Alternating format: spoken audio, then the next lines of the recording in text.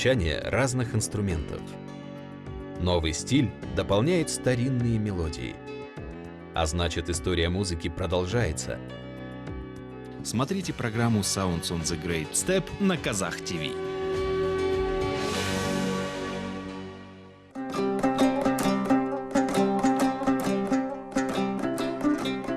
Одним из самых ценных музыкальных инструментов казахского народа является домбра. Раньше был особенный вид домбры, состоящий из 3 струн.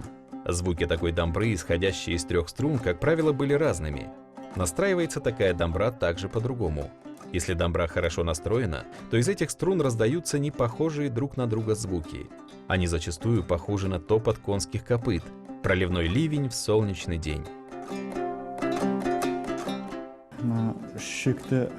Домбра жалпы ел арасында қос бұралу домбра дейді.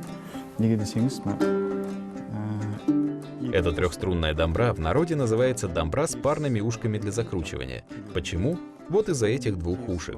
Кюи обычно создаются как для правого, так и для левого закручивания. И от того, что правое и левое закручивание происходит одновременно, возникает название домбры. Говоря языком музыки, мы говорим кварта-квинта.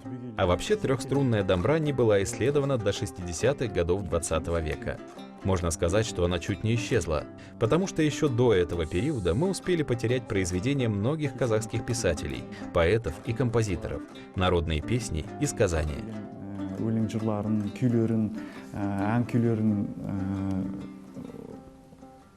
Осы күнге дейін жоғалтып алдық.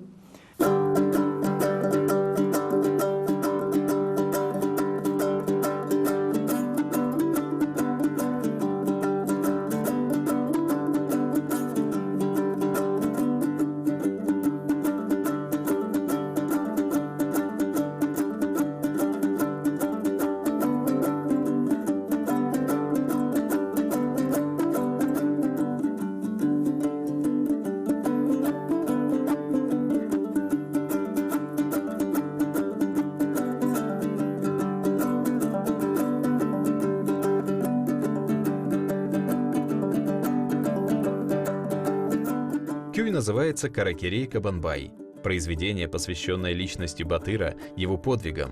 Из его мелодии можно заметить возбужденное настроение, восторг и упоение. Уходящая ввысь мелодия, изданная каждой струной, свидетельствует о наступлении покоя и тишины в степи. Каждая струна звучит по-своему. Возникает впечатление, что каждый лад домбры издает свою музыку.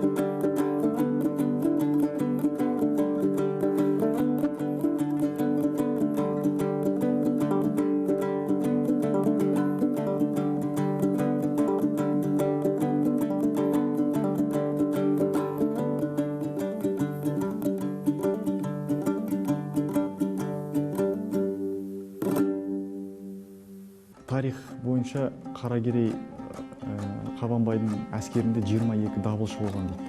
Предание гласит, что в составе войска Каракерея Кабанбая было 22 дабылши, барабанщика. Эти 22 барабанщика выступали против врага, играя на своих барабанах. Енді сіздер ойлап қараңыз, бір дабылды мысалға 3 метр дабыл, оны 2 адам қаққан кезде. Например, когда на одном 3-метровом барабане одновременно играли 2 человека, его звуки достигали 5 километров. Всего было 22 барабанщика.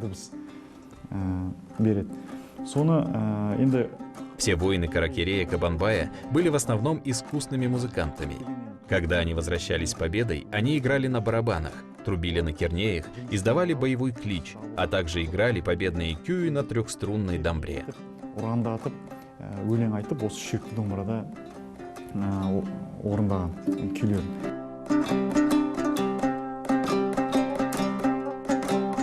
На трехструнной дамбре в свое время играли Абай и Шакарим.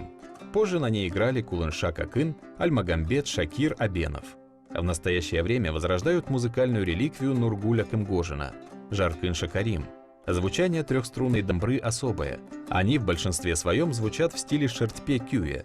Это вид приема игры на дамбре пощипыванием струн.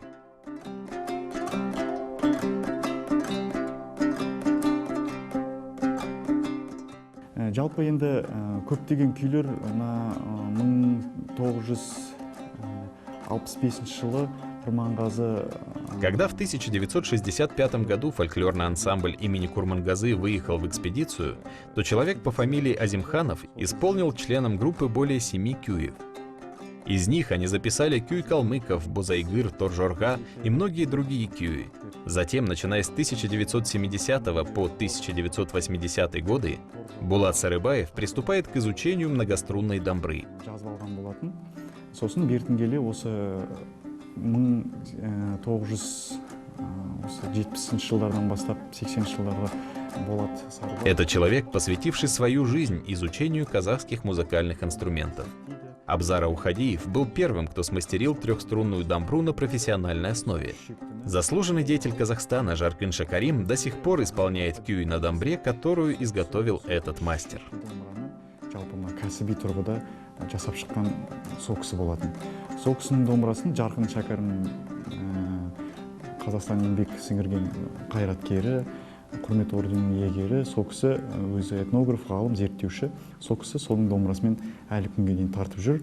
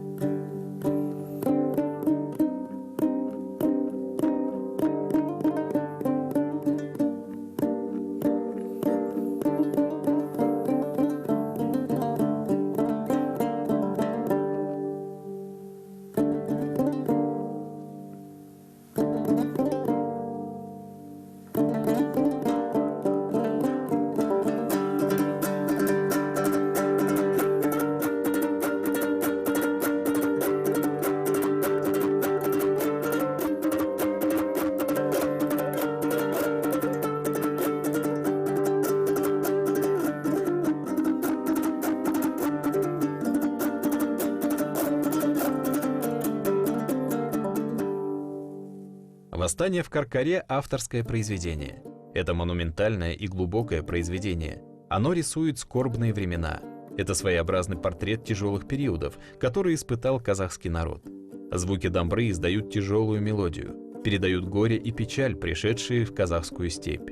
Это своеобразный мост между историческим прошлым и настоящим нашего народа. Мелодия напевная, похожа на песню, слышится горький мотив. Кюй словно передает звучание тонких струн сердца молодого кюйши.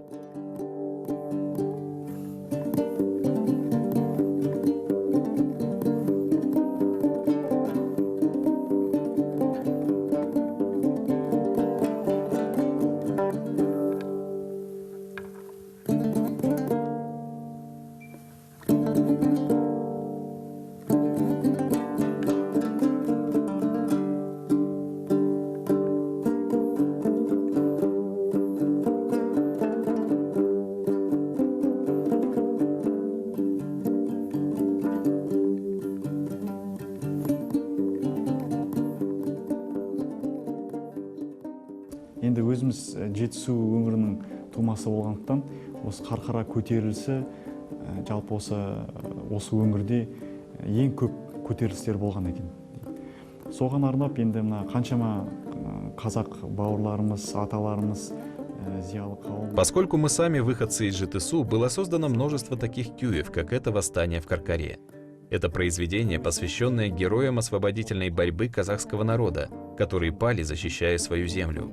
Я изучал некоторые исторические сведения, прочитал про это событие, много думал.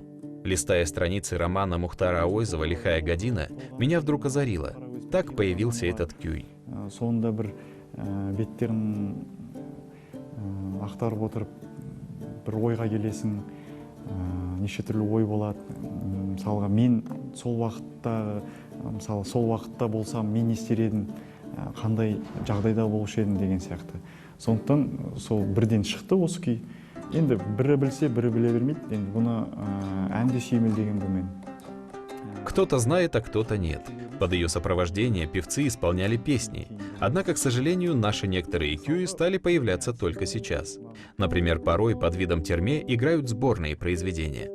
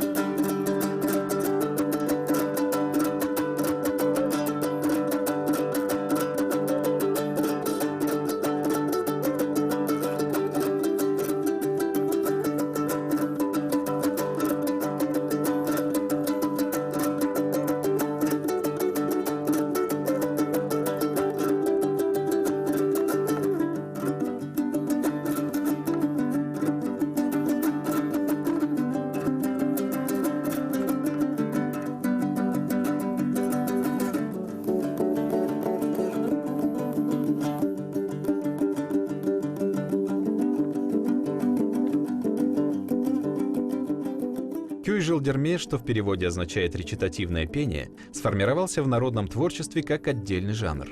Подобный кюй исполнял и отец казахского кюя Курмангазы. У такого гиганта, как Татимбет, был свой кюй Жылдерме. А особенность произведения Бауржана состоит в том, что оно написано специально для трехструнной дамбры. А в нем чувствуется горячее дыхание коня, радость, льющаяся через край.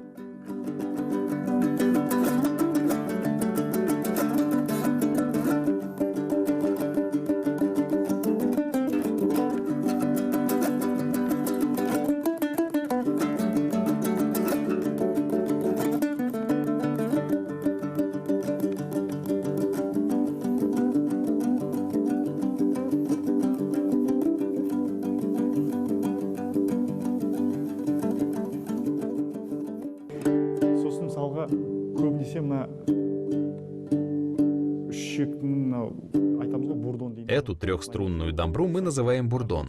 А вот эти две похожи между собой, но это немного ниже. Ее многие артисты используют в качестве украшения.